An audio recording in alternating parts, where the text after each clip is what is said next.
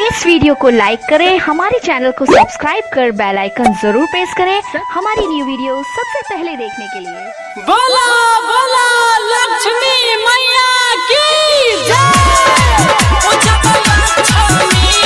DJ भरत Janakpur Dhanusha Nepal. DJ भरत Janakpur Dhanusha Nepal. DJ भरत Janakpur Dhanusha Nepal. DJ भरत जनकपुर धनुषा नेपाल।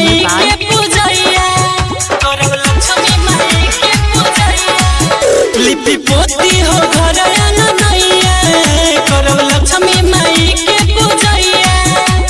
दियो रे जलाइब खुशियाँ मनाइब गाइब मिल के भजनमा पूजब लक्ष्मी माई के चरणमा पूरा होई जाई हमरो सपनमा। पूजब लक्ष्मी माई के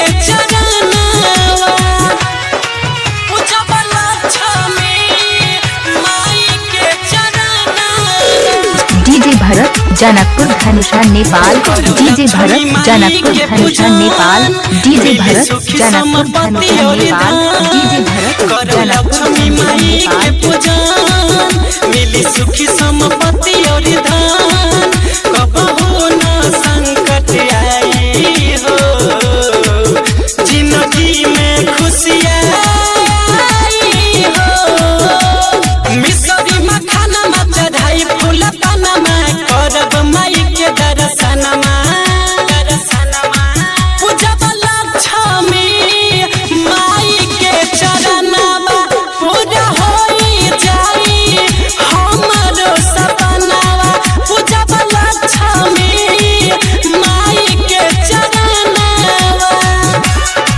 पूजब लक्ष्मी। डीजे भरत जनकपुर धनुषा नेपाल। डीजे भरत जनकपुर धनुषा नेपाल। डीजे भरत जनकपुर धनुषा नेपाल।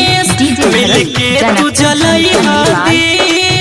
रामदेव यादव मनीष मिलके तू जलई दीप जिंदगी रोशन हो जाई हो। घर में रौनक आ जाई हो। अमित तिवारी बन के पुजारी आइले माई के शरणमा।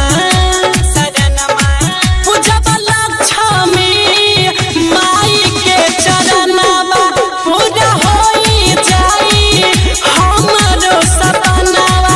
पूजब लक्ष्मी माई के चरणवा।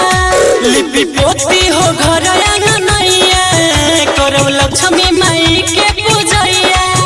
करब लक्ष्मी माई के पूजैया।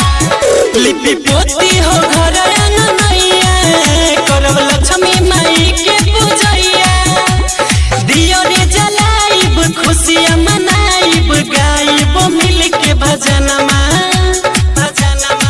पूजब लक्ष्मी माई के चरणमा पूरा होई जाई। Mix by Bharat Das Janakpur Dhanusha Nepal.